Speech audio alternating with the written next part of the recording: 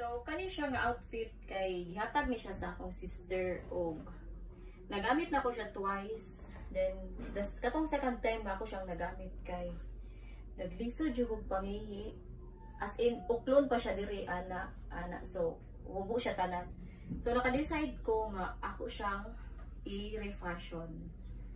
So nice kaayo siya guys. Ganan kay ko. Ito yung detail diri na siya ay kaning muna siya uso karon nga design kaning ribbon ngayon ani. Nice kaayo. So happy kay ko sa iyang result.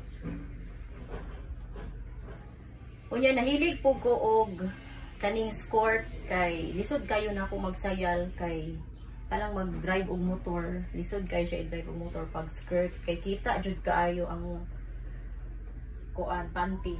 So kani kay na siya dala short. So nice kaayo. So mora to. Bye.